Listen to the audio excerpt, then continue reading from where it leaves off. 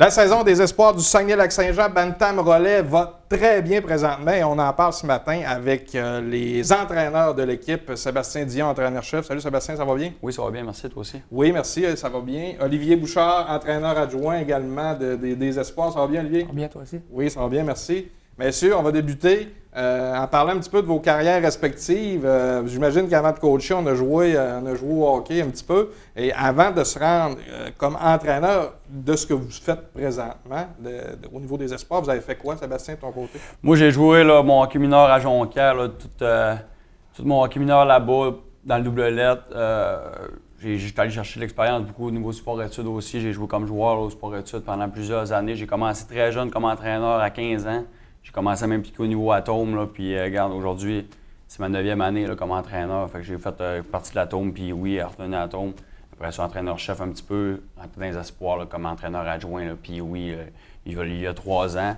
Puis là, aujourd'hui, bon, on est rendu là comme entraîneur-chef. Tu es allé une saison avec les Saguenayens aussi de l'an dernier. Comment tu as trouvé ça, cette saison-là? Oui. J'imagine enrichissante. Hein? Oui, très, très belle expérience. J'ai cherché beaucoup de bagages là, pour revenir cette année Bantam, puis j'utilise ça encore là, à chaque jour, là, l'expérience que je suis allé Parce que pour monter, en fait, il faut coacher en chef. J'imagine qu'il faut coacher sur le banc aussi. Hein? Oui, c'est surtout là, une expérience différente pour moi là, de retourner derrière le banc, puis c'est ça qui me manque un petit peu. Là, puis fait que je suis bien content de la décision que j'ai prise de revenir là, au niveau Bantam. Olivier, de ton côté, toi? Moi, en tant que joueur, j'ai monté tous les échelons de la structure. J'ai joué au niveau PO2A, Bantam 2A dans le temps avec le 3 arrive. Okay. Midget Espoir, j'ai goûté un peu au Midget 3, au Juvenile 3, au Junior 3 un petit peu.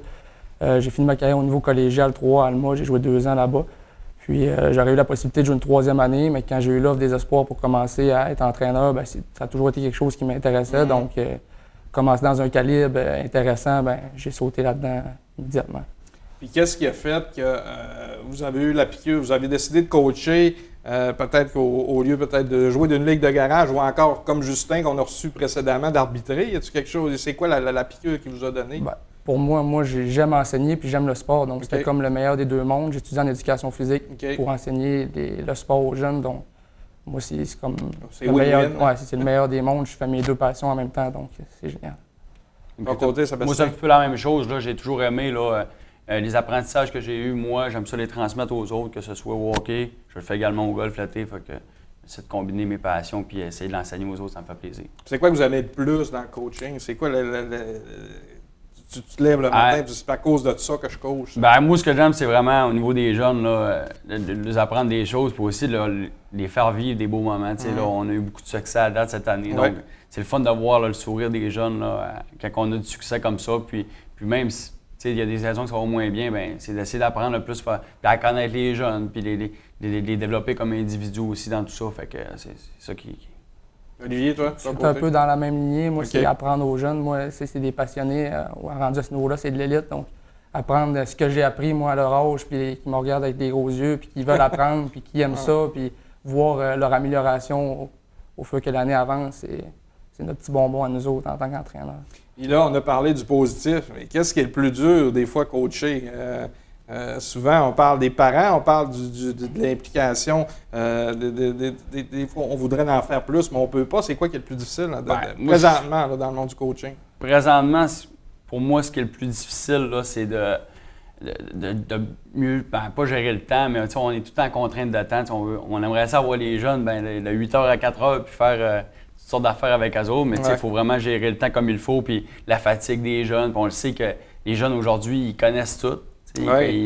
Ils savent plus d'affaires que nous autres souvent. Fait que faut s'assurer de les challenger, d'aller chercher là, toujours des nouvelles affaires pour les attirer, pour les allumer, là, pour qu'ils prennent goût à ce qu'on leur dit. Puis Olivier, toi de ton côté, qu'est-ce qui fait que c'est un peu la même affaire, mais moi, ça fait moins longtemps que je suis entraîneur, puis ça fait moins longtemps que j'étais joueur. Souvent, c'est le sentiment d'impuissance qu'on a derrière le banc. Comme exemple, on peut manquer un but en fin de partie, puis je me dis, j'aimerais ça être là, se faire ça. On les explique, mais des fois, c'est pas j'aurais fait ci, j'aurais fait ça. C'est vraiment le sentiment d'impuissance. On apprend à travers ça. Puis vu, Olivier, que ça fait pas longtemps que tu joues plus, est-ce que tu vois des fois l'autre côté de la médaille quand on était joueur par rapport au coach? Oui, il y a des situations que je me dis que j'avais fait ça, j'aurais pu faire ça. Puis comment les entraîneurs se sentaient avec moi, comment j'aurais, etc. Là, et des joueurs qui me ressemblaient.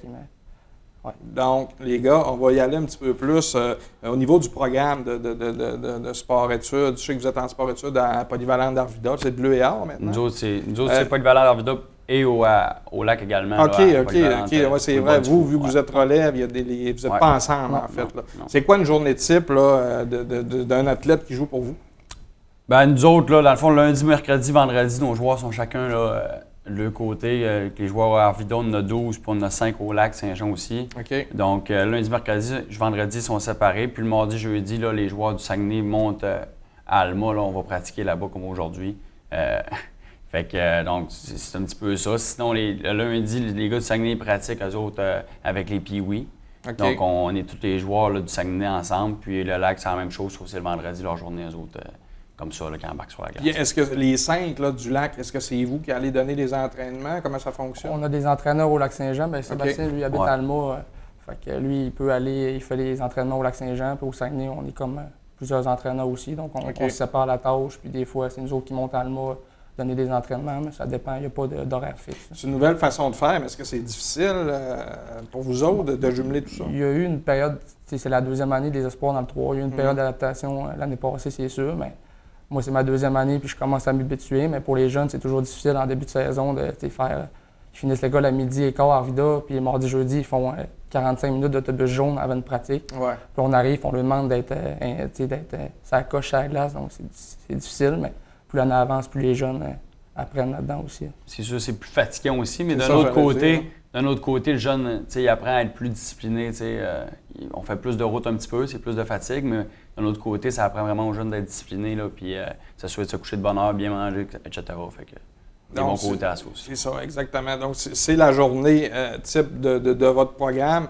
Ce qui est différent avec le Bantam majeur, c'est bien Ouais, ça. Eux autres sont tout Sont tous à Arvida. Vous autres, vous avez juste des premières années, est-ce que c'est bien ça? Ou a- pas ben, nécessairement? Nous autres, dans notre calibre, on a le droit à 3 joueurs de deuxième année. OK. Donc, les joueurs qui se font retrancher au Bantam 3, Ouais. on a le droit d'en apporter 3. OK. Nous autres, cette année, on a 2. Ça dépend des organisations. Il y en C'est a ça. qui en ont 3. L'année OK. passée, nous autres, on n'en avait pas. Donc, ça dépend des joueurs aussi qu'on a. Puis, cette année, on en a 2. Si on parle de votre saison, les gars, c'est un peu le but aussi que vous êtes là à l'émission. Ça va super bien.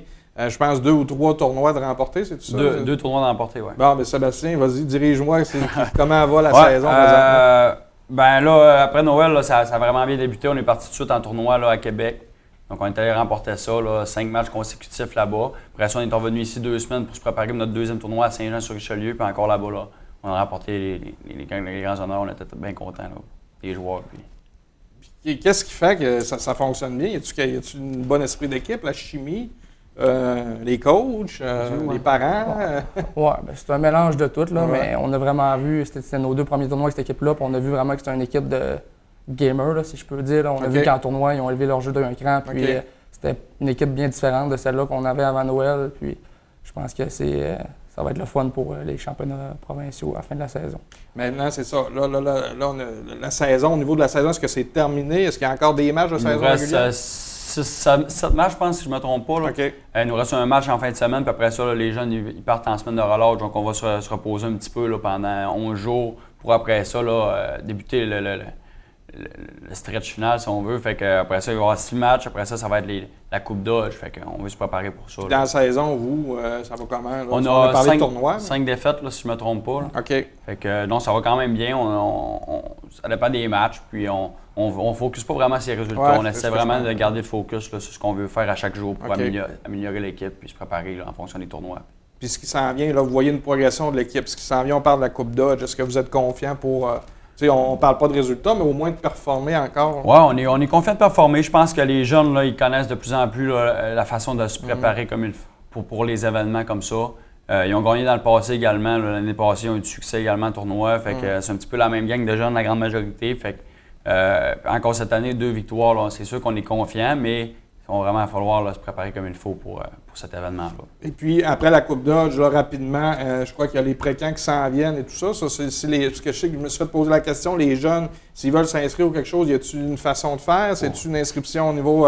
je sais que c'est peut-être pas vous qui le savez, mais y a une pré-inscription qui s'en vient pour les précamps, c'est-tu bien ça? Normalement, pour les précamps, là, c'est sûr qu'il y a des lettres qui vont s'envoyer OK. tout ça pour l'inscription, mais honnêtement, je veux On pas, en parlera avec Jean Leclerc. Je veux pas OK. lancer à quelque chose que je suis pas au courant. Donc, les précamps vont s'en venir quand même au Assez vite, mois ça d'avril. vient la assez vite. semaine Ça après vient assez vite. la Coupe C'est d'Or. quand même assez Ouais, rapide. c'est Ouais, rapide. ouais. D'accord, donc pour ceux qui voudraient peut-être là, aller au pré-camp. Messieurs, merci beaucoup. Bonne fin de saison, puis continuez, c'est important, là, on ne le dit pas assez. Les jeunes entraîneurs, il n'y en a pas beaucoup, donc profitez de votre expérience et puis bonne fin de saison, messieurs. Merci. Merci beaucoup. Merci beaucoup. Merci.